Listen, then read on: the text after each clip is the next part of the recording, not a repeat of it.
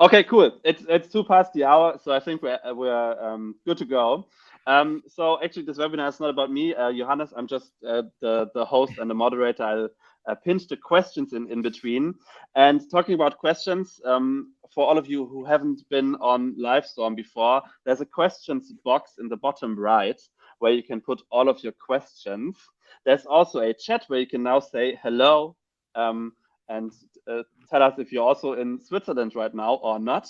Um, and in between, you'll have the chance to, state your opinion and, your take on product-led growth. For this presentation in specific, we're going to try to go through the content and then in the end have more room for Q&A and discussion. And other than this, we have a team in the background that should handle your technical complications.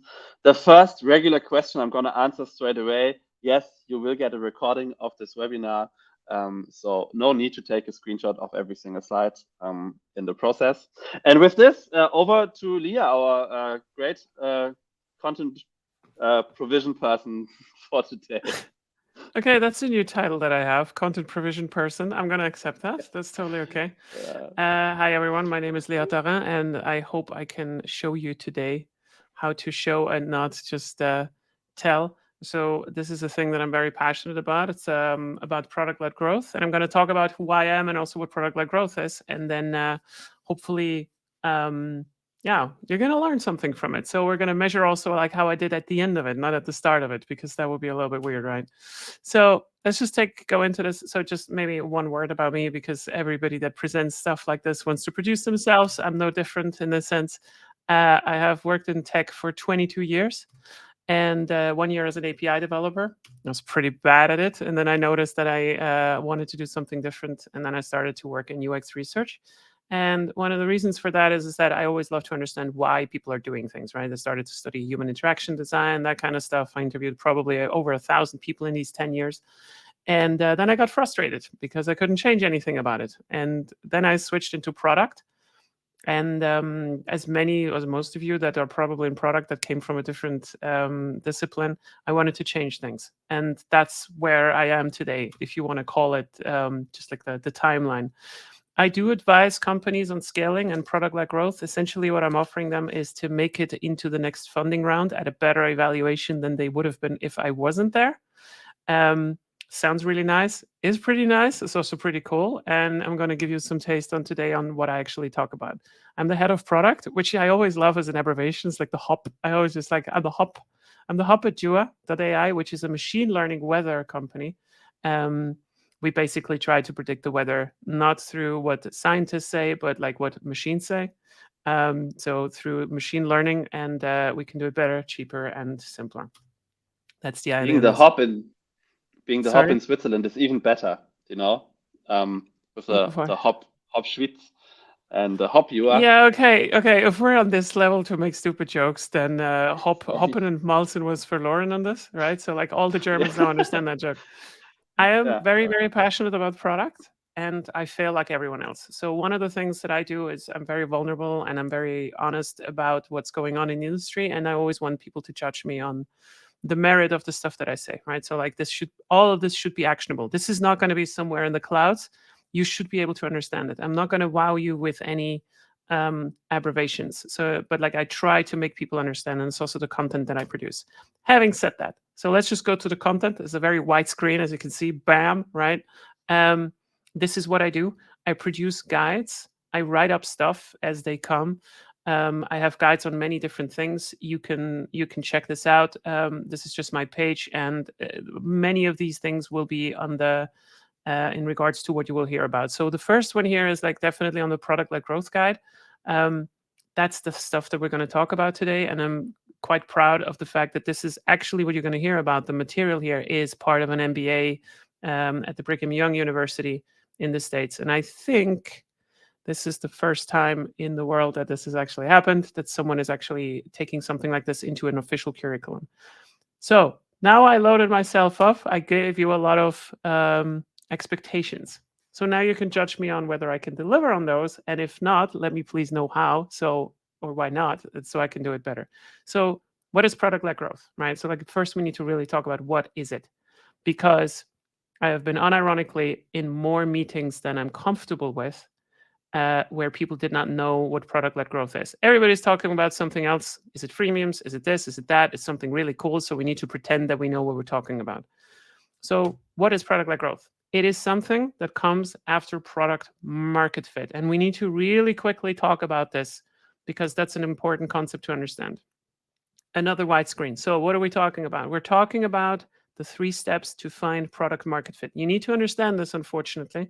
So I'm trying to tell you what it means to find in a product-led organization product market fit so you can scale afterwards. And that means in the end, then you are ready for growth. And if you're ready for growth and the words are coming together, then you are product-led growth ready.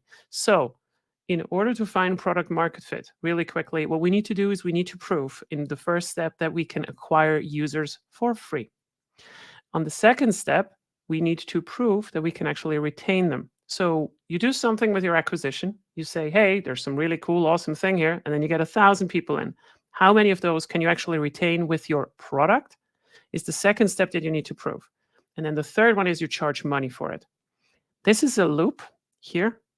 This is an entire loop. And if you prove this well enough to the point where I use a framework from Superhuman, where 40% of the people say that they absolutely hate it if you would take away their product, then you have product market fit. So you try to prove this loop first, and then you're ready for scaling, right? Okay, so much for the theory. That is what I understand on the product market fit.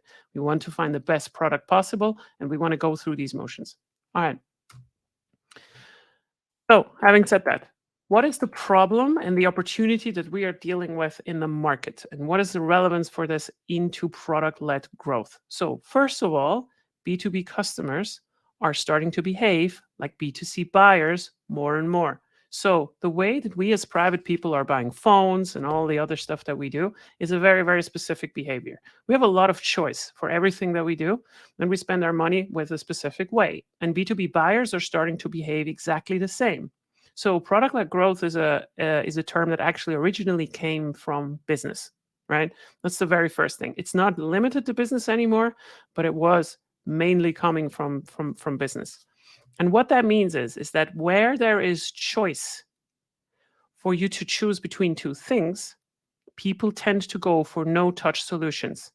And no-touch means there's no salesperson that actually does anything for me, and I'm going to get the product in some way or another, right? So a good example is in supermarkets, you have self-checkout cashiers and all that kind of stuff. Sure, there's people that still go through the salesperson, if you want to call it that way, but this is an effect of commoditization. And commoditization is a very cool word to know because it makes you sound super smart. And what it means is the differentiator between 2 products is the price. They offer the same thing, roughly, right? Brand the same, offering the same. So you differentiate between through price. So what does that mean if you are in a market that has a lot of products that can only differentiate themselves by price? How do you make sure that the customers are starting to buy your stuff? Well, being customer-centric becomes now a differentiator. The only way that you can differentiate yourself is not through the product itself anymore, but how you sell it and how you actually retain people afterwards. And essentially, this means you're shifting the risk to the seller. So let's imagine this.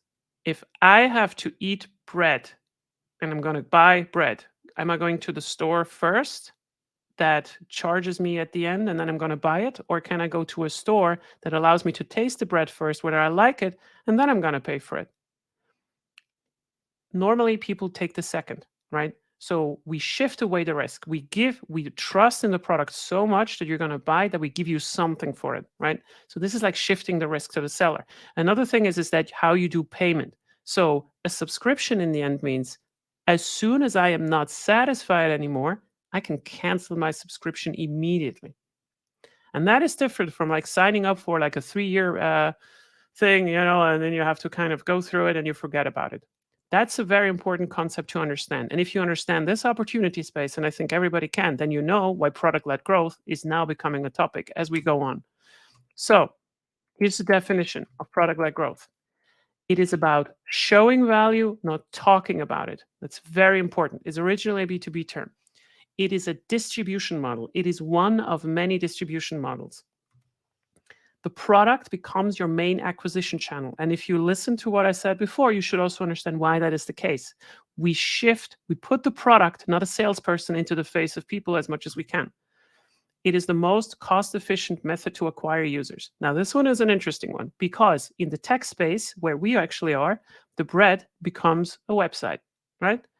And serving websites does not cost us so much, right? So I cannot give bread to everyone and then they can test it, but a website I definitely can, right? So like the cost portion of serving customers becomes increasingly small, right? So the biggest cost of businesses that are product-led, growth-led is usually the personnel, right? So people like me, you, like Johannes, everybody, right? So like we cost the money, but the product itself does not cost money in terms of serving it. What it isn't, and we need to get this out of people's heads, it does not replace sales-led or marketing-led acquisition. Yeah? So sales-led is a different concept. Marketing-led is a different concept. Sales-led means you go out with the salesperson first. This can make sense sometimes. Some products are better suited for this. It does not replace it. There are a lot of companies that do both product-led growth, sales-led growth, and marketing-led growth at the same time. All right. So how do you spot it in the wild? So when you see a service offering something, how do you spot whether they have product-led growth or like a product-led growth model? So the very first one is that they have trials and freemiums, right? So like they let you experience the product, or in a freemium model, they give you something for free before you actually have to buy it. That's basically the example of the bread that I had. There's a short time to value. So the entire experience is actually set up to give you a very, very, very short time so you can actually experience the value. So this is contrary to some other forms where we have to walk through the entire store like 20 times before you see the exit. This is about, okay, you want a shoe, you get a shoe. You don't get anything else, right? So like this is what you have. It's a short time to value. It's about transparency. As much as we can give to you, we will give you pricing, all that kind of stuff. Don't you hate it when you go to a website and then you want to get some pricing information and it's like, hey, please contact sales? No, we hate that, right? We don't like this. So this is about transparency towards the customer on what your product can do. And it emphasizes the word of mouth. Just one second. So this emphasizes the word of mouth. And word of mouth means if you love something, then you want to talk about it. You want to recommend it to others. So if somebody makes it very easy for you to recommend something to a friend, that is an emphasis on word of mouth. Good example is Twitter, where you can just send something to someone or you can tag someone. Those are functions that are very typical for product-led growth. Go ahead, Johannes. In a way, I was just thinking, because you're making the shoe example, in a way, a shoe store is more product-led than a couple of B2B software businesses, right? You just go into the store, you pick a shoe off the shelf, you see the price, you put it on, and then somebody comes like, hey, so is this shoe the right shoe for you, or is another shoe might be better for you? So the reason for this is that product-led growth is nothing new. This might shock most of you, but like product-led growth, this is why it's a B2B term. It has always been done in B2C, so in normal consumer business, because that is the way how to get people, right? We are in a commoditized space. Whether you go to Aldi or whether you go to other, like other food stores or whatever you're going to shop, you need to differentiate yourself on the product and not anymore on the brand. Sure, brand does play something as well, but still, we have to differentiate more than just price. How you sort the stuff, like whether you can return it, how the payment goes, is it easy to park, that kind of stuff, right? So we take much more care about what the product does, and also we understand more about what product means. It's not just a thing that you hold in your hand, it's the buying experience and it's the experience to get away again, right? So this is what we're talking about. Product becomes the experience. So how does this affect other departments in your company? And you need to know this as a product manager. You need to know this. And I tell you why in a second. But here's the first one. So for sales, this affects that we give them insights into data and in customer success. So we have a specific theory that when someone does something very specific, then they're interested in the product. If they go walk down there, then they're really good buyers, right? So like it's a very specific signal. This helps sales to qualify the people that are running around in your store to actually determine this person over there is a great lead to actually close, because someone that is interested in our product will do something like this, right? We're going to get more into detail in a second. This is what we call this is product-led sales. Product-led sales means we're not so much caring about anymore about how big your company is or how many deals we can sign to you, like in the end. We care about whether you come back. So we sell you the minimum necessary to get you hooked, and then we reward sales on the expansion, right? So like you come in once, but then sales gets money if you come back again and again and again and again, instead of just giving you so much money that you are trying to convince the buyer to do something. I'm not going to touch more on product-led sales in that sense, but this is how sales is affected in a product-led growth company. How about marketing? So marketing is for acquisition, right? So like we try to acquire new users. We give them as well insights into customer success data. Now, if you've ever worked with marketing, then you know they do campaigns, they do landing pages, they do all kinds of interesting stuff, and they call those MQLs, which is marketing qualified leads. But that's kind of it, right? So like they create these pages and then they create traffic, but then they don't do anything with it. In a product-led growth business, what marketing actually can do is we change these MQLs and we make marketing happen deeper in the product. Imagine the following. You have a huge conference like this one here, right? So we have 170 people, and some of you are going through our website and they do something. Wouldn't it be amazing if we could actually measure where they go exactly through and then have another trigger somewhere in the product? For this, you need engineers. For this, you need to understand what customer success is, because I don't care whether these 170 people go. I care whether some of them go through the entire funnel, right? So marketing becomes more powerful through this because we give them more access to data and also to the product. So now this is what it actually affected for the other silos. So the question is now, when does this model work best? It is about when you talk about your offering. So like, what is your product, right? So like, where does this actually work? Because there are some conditions where it doesn't work. So the first one is it needs to serve a recurring need. If I'm going to buy a pair of shoes and these are the best shoes in the world and they never wear out, well, you're not going to come back because, whatever, right? So like, these are the best shoes in the world and that's not it. So I'm not advising to build bad shoes. I'm just saying that some products are not good to actually have a recurring need. That's why most of these SaaS businesses, like, document platforms, Figma, Adobe, maybe not Adobe, but, Google and so forth, they serve a recurring need. I need to find information on the internet every day. I don't just do this once and then it's over. So it needs to be a recurring need. It needs to be short-term to value. We also know this. If it takes too long to understand and experience the product, it's not a good fit. The third one that gets forgotten over and over and over again. Product-led growth sounds like it's good for innovation. If your stuff is very much out there, let's say you are the one building a Tesla and you're in a market where there's no electrical cars, nobody knows that electrical cars exist. This is not easy to explain. That means you will not be good fit for product-led growth. Why? Because if Johannes cannot explain to me what an electric car is, I cannot explain it to others. And if I cannot explain it to others, they will also not find it on the web. This is a model for passive acquisition. Someone needs to know that it exists before they can search for it. So I need to be aware that I have a problem, and I also need to be aware that I can actually search for a solution. That's a problem. So this is not good for innovative products alone. With sales, you can create actually interest in the market. You can start to distribute yourself until you see the cars on the road. And once they're on the road, people know, oh, there's electric cars. That is interesting. Let's see whether I can actually find something about them. Very important to understand. Second thing is your company, right? In your company, you want to have cross-functional independent teams. There's no two ways about it. This is not a matrix organization where we have the designers up here, the product managers over there, and the janitors on somewhere else. I don't know why I said janitors, but like designers or whatever. It needs to be easy to explain. Again, it's about the new category. So what this means for the company as well, it needs to be also easy to explain in your company, right? So like you need to be able to understand what this is. Otherwise, it's not going to work. One question. So, go ahead. Do you think this applies to the whole product or just parts of the product? Thinking about land and expand, for example, you get the basic concept, but you don't get the depth of the product, for example. Would it still be easy to explain? So what Johannes is talking about when we talk about land and expand is that we want to acquire a core group of users, and then we try to expand from there. So like this is also sometimes called the crossing the chasm. What that means is you're trying to make the jump from early adopters to the majority of the market.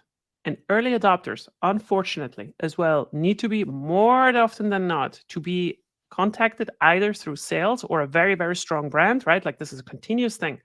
But the first 10 customers that you're going to get that they use for your product and that are not from your family or associated through, like some recommendation, they are coming usually from sales or from a very high touch motion. It can be also something like, okay, you start to present like something like that I do right now is kind of, this is marketing led, right? So like I'm putting the word out and I'm talking about it, and then people are like, oh, this is kind of interesting. Let's go for it, right?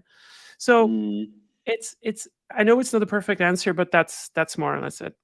But I think it's super important. I think that's like something that is oftentimes overlooked, this like easiness to explain, and how fast are people getting it, not only on the like they're using the product and then finding the right Yeah. buttons, but also in the like, what does this product do for me, So I think that's really, really important to remember. Exactly. If you could not get into the elevator with someone and then tell them by the third floor what you do, probably not a good PLG model, right? Or your pitch is shit. That's also possible. Sorry for swearing. All right. So, what is important to know as well? You need to have your data under control. You need to have outcome driven success metrics. Now, this is a very, very important one because you want to measure outcomes for customers and not outputs. I don't care how many features you deliver. I care whether you are making the customer successful, right? And for that, we use these product metrics that I talked about to qualify our leads. So this stuff that we define as customer success is going back into all of these other departments: sales, marketing, product, and so forth. So that's very important. I'm going to get back to this in a second. So it also depends on your stage, right? Not the stage of your opera house, but the stage of your company, like in what stage that you are. So we have product market fit and scaling and so forth. Again, you need to have product market fit.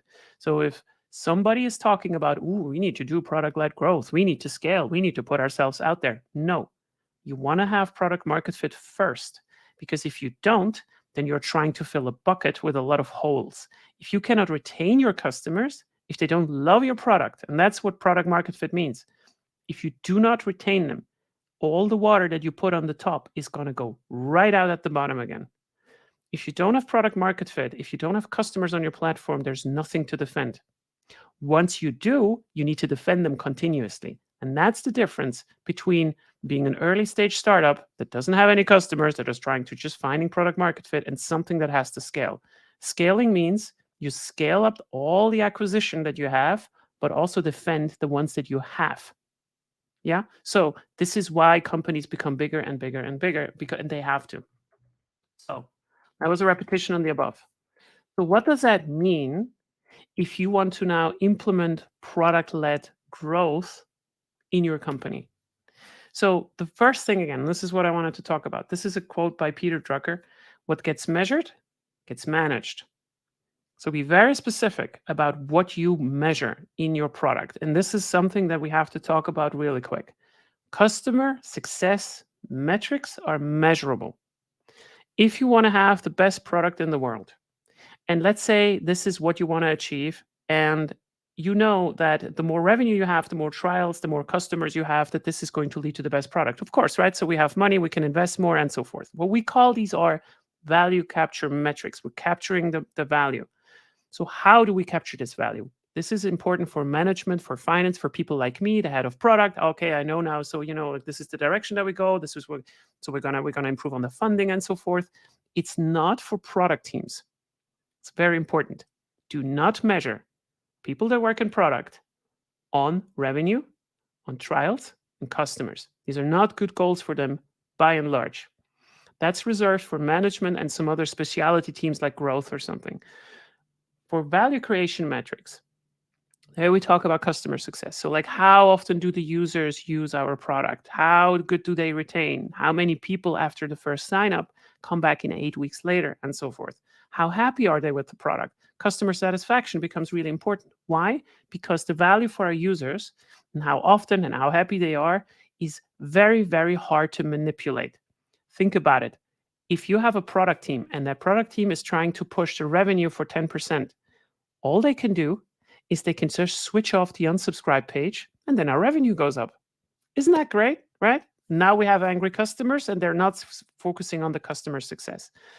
And this is a problem, right? So this is great for product teams to be measured on. So we measure product teams down here and we capture value up here. That's the first thing. Then the other thing is understand what customers do. It's not a funnel, it's a loop.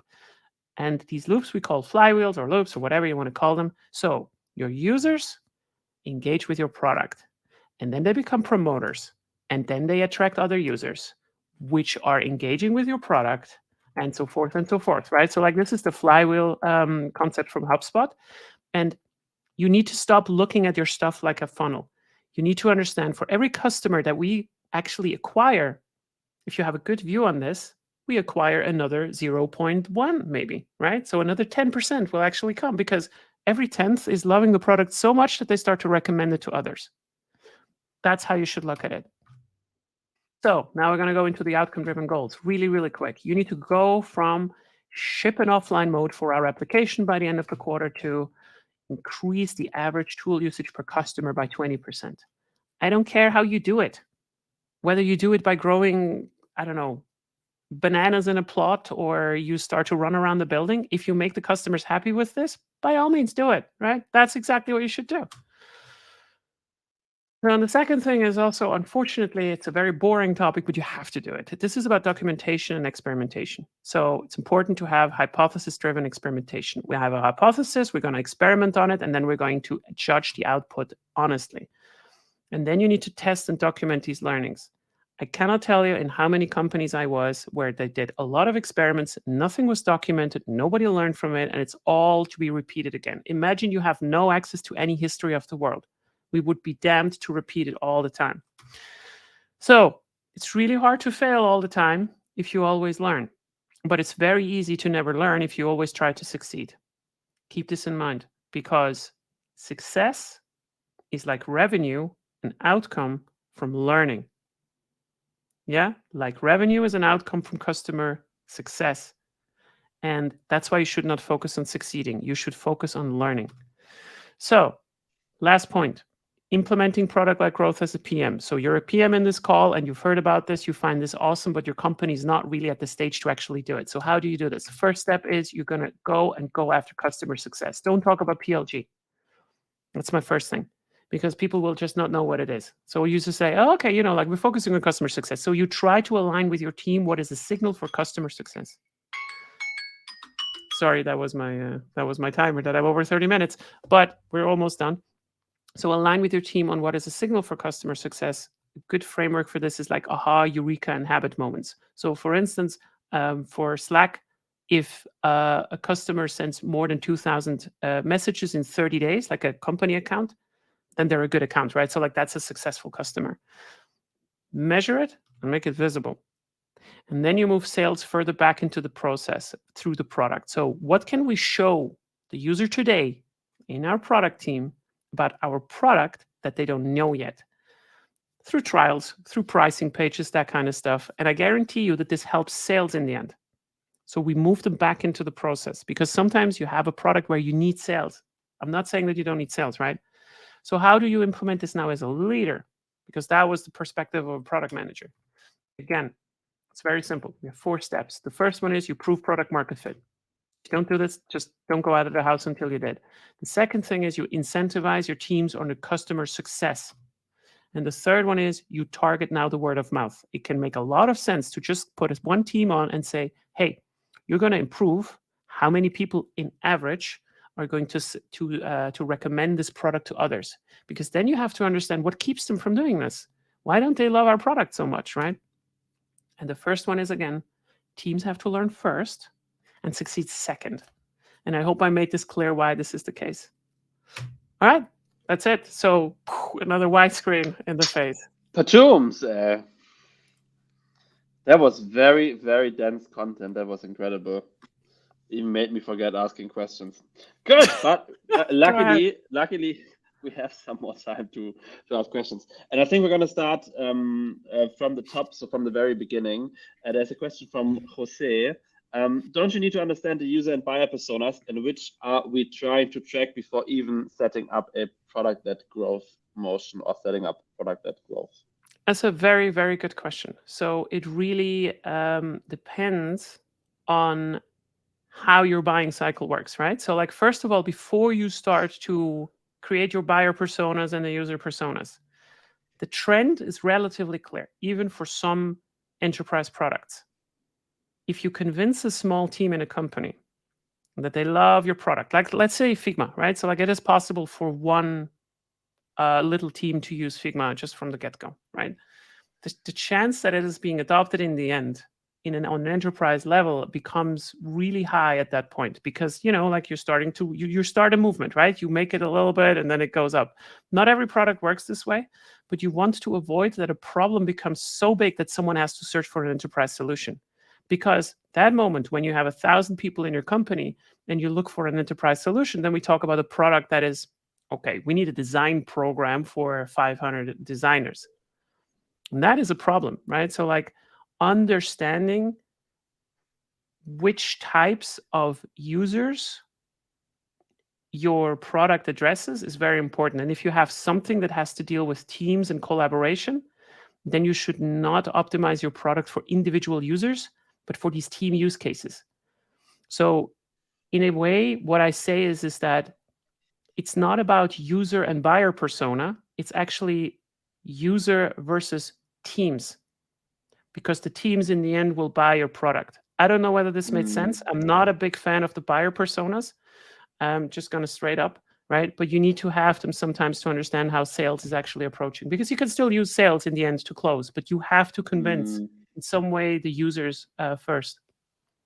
That's very interesting, especially for like products that are used by teams, which most B2B software products are. I also think like personas are like a useful tool to like give you a frame of thinking, like what is the person that is using this product like, right? But then you shouldn't sell to Sean 51 with a suit, but you actually look at the data that you get from your users. And like fitting this together with like team data and then understanding how different people using the product together make all the difference. I read this thing this morning about that GitHub, for example, really saw that what really made the difference is inviting the second user. It's like the first user was fine and they were like looking at their code, but once the second user was there, that's when they really had like traction on an account. And figuring this out, what's the team moment on your product, poof, that can be a real game changer. So maybe just like on expanding on this, like real quick, right? So like if we talk about lifetime value, so the lifetime value of an account is very much dependent on whether it is in B2B, like in lower B2B, or like whether it's a B2C, right? So like for most tech products that we have, usually the lifetime value, so the amount of money that someone spends before they go is below $100. That's just roughly what it is, like depending on whether they have a yearly or a monthly subscription, something like this. For B2B, it's much higher. It's like $300-$400. Now, is that because B2B clients are more nicer? No, it's because they usually have team use cases. So like the successful products have team use cases that make it very, very painful to use something else. Imagine, right? So like I hate the product, but it's on a Miro board, right? So like I hate Miro. Let's just say I would hate Miro. I don't. But like if I would hate Miro and I just close. No, but no, I don't. I love it. But if I would quit Miro and everybody else in my team is using, I don't have a choice. I cannot just go and just change the product. That doesn't work, right? And that's why you should optimize and make sure that as little people are pissed off about the product like me, right? Hypothetically speaking, I love Miro. So there you go. Yeah, but you would probably still optimize for the people who love it, right? No, you don't optimize for people who love it. You optimize your product that everybody loves it. That's the thing, right? So like we have to stop with NPS in the sense of, okay, we're only optimizing for people who love it. No, focus on the ones that hate it. That's exactly what it is. If you have the ideal customers, the ideal users in your product, and okay, this is for whom we are building, and they don't like it, you better find out why. Because the ones that love it, you don't have to care about those. They love it. They love it, right? So you mean like the ones that should theoretically love it, but then hate it, those are the ones you really want to figure out. Not the ones who are like, I don't need a whiteboard ever. It's like, I do pen and paper, and you're like, okay, good. I mean, okay, if you don't have, but then you don't have a product market fit, right? So like somebody that does not need your product, you don't have to make them love it. I'm talking about those that have a problem and hate your product because it doesn't solve it really well. Yes. Right? Yes. Yeah. Yeah, that makes a lot of sense. Yeah. Cool. There was another question connected to this. About measurements of outcomes and success, and probably also happy customers. It's from Gabor. How do you measure outcomes? My take is with proxy metrics, as the outcomes are changing slow and lagging indicators. Good question. So let's say for some reason you believe that the NPS is a good measure, right? So it's not, it's garbage. But let's just say so the NPS is a net promoter score. Like how likely would you recommend this to someone else? So any satisfaction survey. What does this tell you? This is something that tells you before your revenue tanks that something is actually going to happen, right? So like revenue is not really good to measure in terms of outcomes because when it happens, it's already too late. But if customers are starting to complain, that's going to have a chain of effects that are going to travel down. So the first one is, the very, very first one is engagement. If you see a drop in engagement, so for instance, I don't know, you have a document platform and you see that less people are uploading documents, then what's going to happen next is that after 7 days, you will have less people coming back. So engagement is predicting the retention, and the retention, once retention starts to fall, you are either in a situation where you're starting to lose product market fit, which is also possible. You have to constantly fight for it. But if retention falls, your churn goes up. And churn means people will start to quit in droves. Someone that is not using your product will not renew. And this is why in product-led growth, we have to make sure to reduce churn, right? So like this is what I mean, like in terms of outcomes, like when you measure them. So the reason why we also measure these customer success metrics is because we can use them as predictors way earlier than any other metric that is like, revenue or like trials or anything like this. Because we will know beforehand whether our business is starting to deteriorate. I don't know. I hope that makes sense. I'll try to summarize. Basically, what you're saying is like you need to find leading indicators for your lagging outcomes, right? Like you don't want to look at the customers who are leaving and then be like, oh, so those are leaving, that's bad. But you want to find out way before that happens if they're not getting value out of your platform anymore. As for example, they used to come back every day, but now they're coming back every week, and now they're not coming back at all anymore. Okay. Yeah, so let me give you another example. Let me give you one more example. So this is a very interesting one. So let's take cars again. I really love this. So like what is important when you buy a car? Speed, price, how it looks, that kind of stuff, right? That's great. Yeah, in my case, how many seats can I put for kids? Yeah, exactly. So like the size, like the practicality, like these bigger things, right? So like, and none of these things like play not even a little role on whether your customers will leave. Why does someone not buy another car after their car is too old and they buy a new one? Because of the wind wipers being loud, the doors not closing properly, the car is just being annoying. I cannot connect my phone to it. Like the Google Maps integration is shit. It doesn't really work. There's no navigation in there. And this is the thing that you need to understand. What made your customers come is not what made them stay, right? So you need to understand what a good outcome is for your users. And here's the other problem. If somebody tells you that the NPS is a good one, think about this. You have 100 users and 2 of those hate your product. So they tell you now, well, how likely would you recommend this product? They say, I fucking hate it. These customers will leave. So next week, you're going to ask the same question again. These 2 have left. So another 2 leave. But everything is good. Like our metric is stable. There's always 2 people that hate it, right? So they are removing themselves from the metric itself. It's too late. And that's why I'm saying, stop measuring customer success and customer satisfaction with a generic metric like this. You need to understand how much do you like the wind wipers? How much do you like the phone integration? You know why?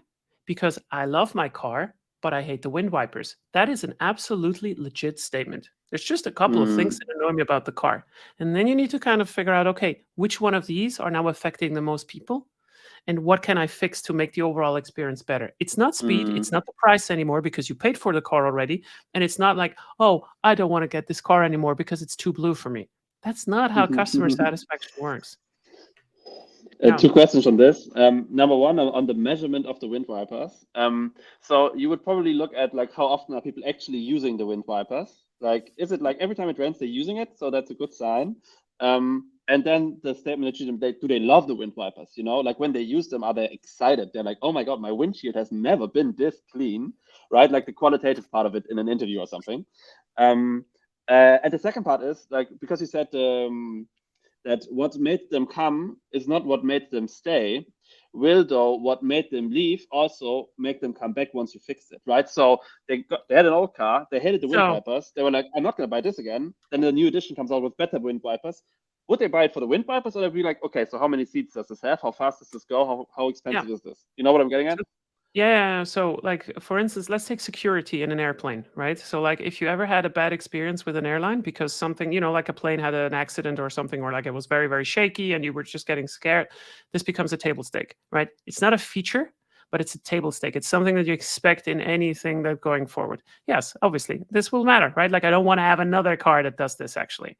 So, the thing is, in regards to how do you figure out whether the wind wiper is a problem is a relatively simple one. I always advocate for testing the satisfaction on a feature level.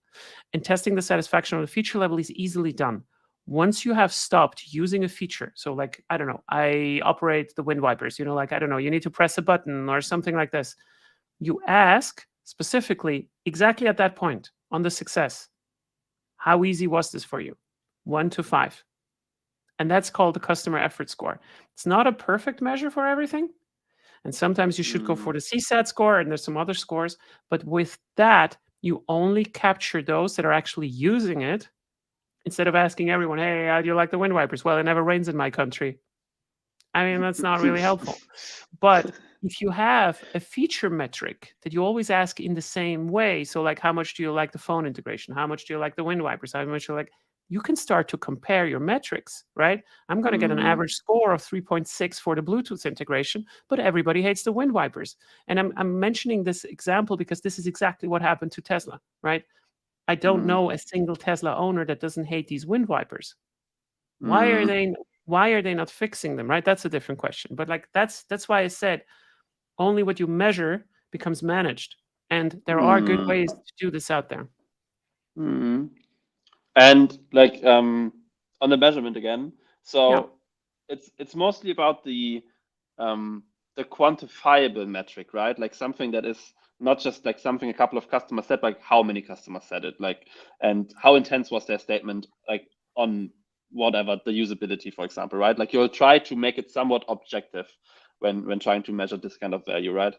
Yeah, so just a little foray into this, right? So, like, I'm a big proponent of outcome-driven innovation, and this is the same as in the Kano model. The question that you have to ask yourself is always this: how important is it to you to do something, and how well can you do it? So, for instance, let's say I have the brilliant idea, and I say I'm going to create a Google clone. I don't know. Let's say I can break into the Google headquarters, download the entire code base, and actually make a copy of it and call it Google.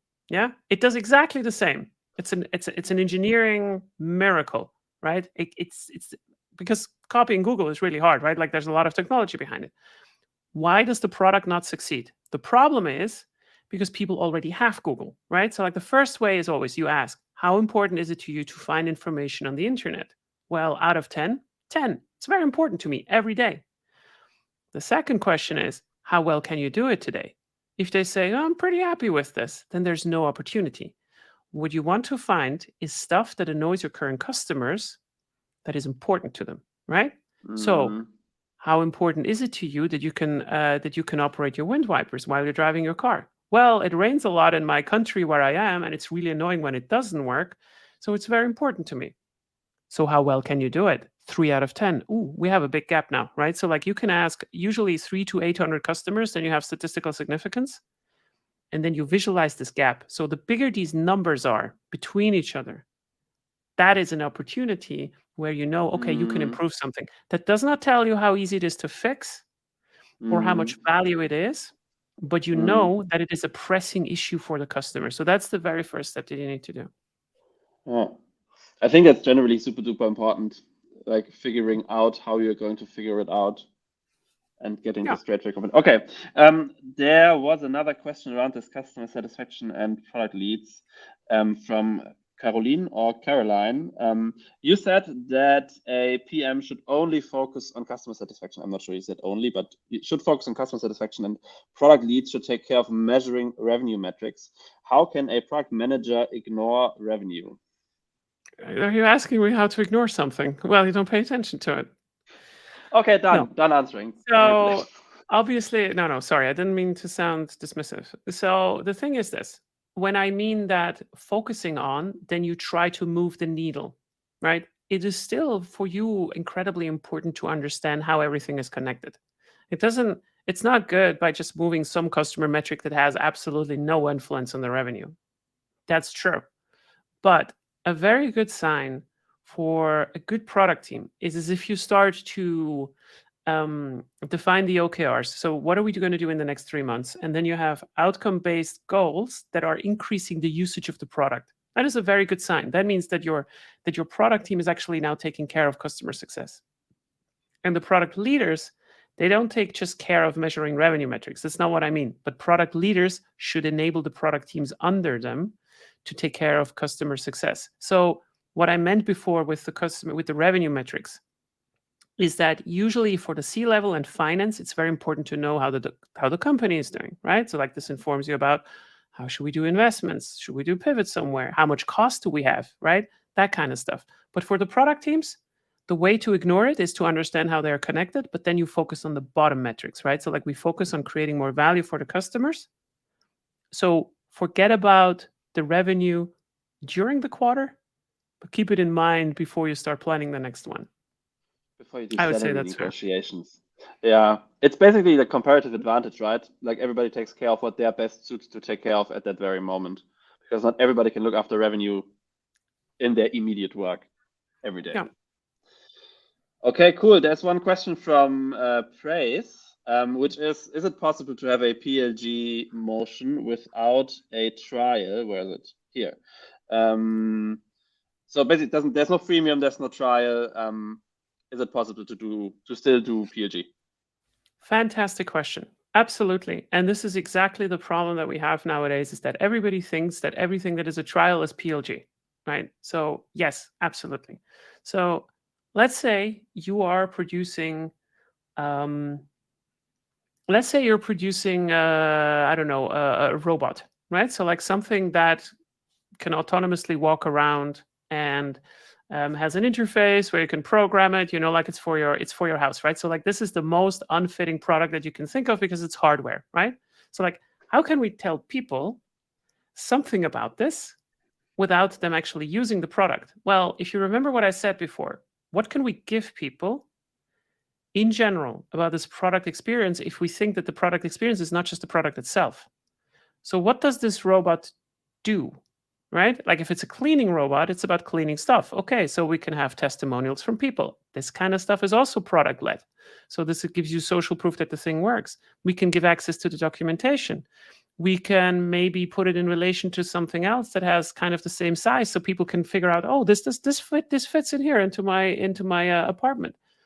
Pricing pages, that kind of stuff. All of this is kind of product led as well, because you give as much as you can. And this is what I meant, like we give as much as we can to people before they actually have to try the product itself. Or like take a camera.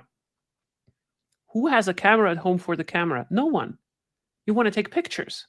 So I can actually upload pictures, outputs from this particular camera, so you can check whether you can actually then use it on your PC and work with it. That is kind of product-led growth, right? You don't need to give people the camera into the hand necessarily. You still want to do it in the store, of course, as soon as you can. But to get someone into the store, you talk about price, you talk about the reviews, the data output. You can show all the inputs and the outputs. And this is what I mean, right? It's not so much whether something is a freemium thing or a trial thing. Technically speaking, a camera is not a good product in that sense because it doesn't create stickiness unless you understand that once you have a car or a camera from a specific brand and you have a good experience with it, you're going to buy it again. It's just that, the entire thing becomes really, really long-term. And in a way, this is product-led as well, right? So this is what we mean when we talk about product-led, right? We give as much as we can. So think about it really hard. And also for cameras, for instance, a really favorite example of mine is a camera needs to be operated, right? So like the stuff that is on the back of the camera to press. You have a developer in your company that is definitely able to put this on the web if it's relevant for the customers, just as a demo, just to see like, okay, what can I actually select in here? Because if you deal with professionals, they know what they're expecting from stuff.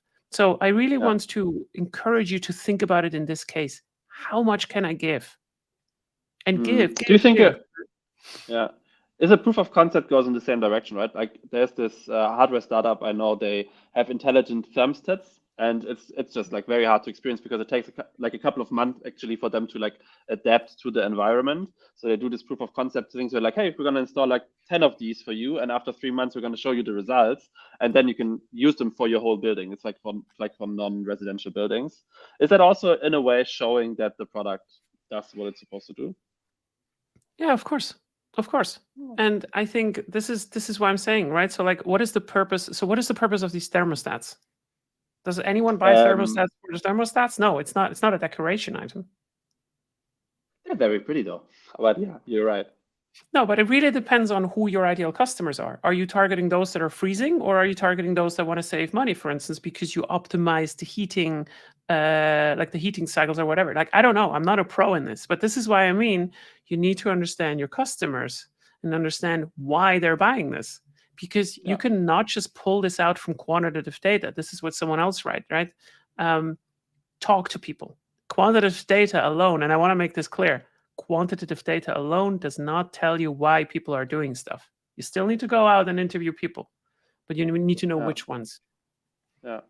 Okay, we only have actually 1 minute left to ask a question. That's 5 minutes to the hour, and we want to give people the obligatory bio break. But I'm really interested in the question, so maybe you can make the answer a little bit fast, or just answer it for me and I'll stay.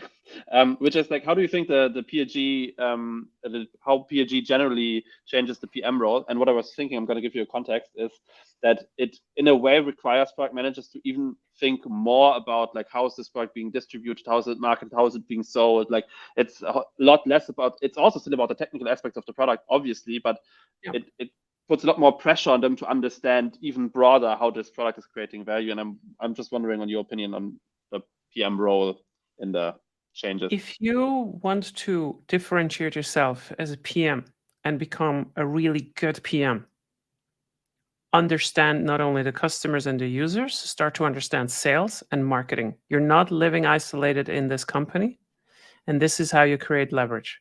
This is exactly how you create leverage, and this is what product-led growth is. Don't ignore your internal stakeholders. They're also doing your job on a different side of the product, right? So like on acquisition or selling or whatever it is. And if you understand them, you will find new opportunities that you never thought you could actually drive from product. That would be my point. And I've done this many, many times in my career. Awesome. That is a very nice closing statement. I'm bringing up the Q&A slide again so people can still check out the QR code. Thanks very much, Leah. That was incredible. I learned a lot. As what I could read from the chat, people were also satisfied.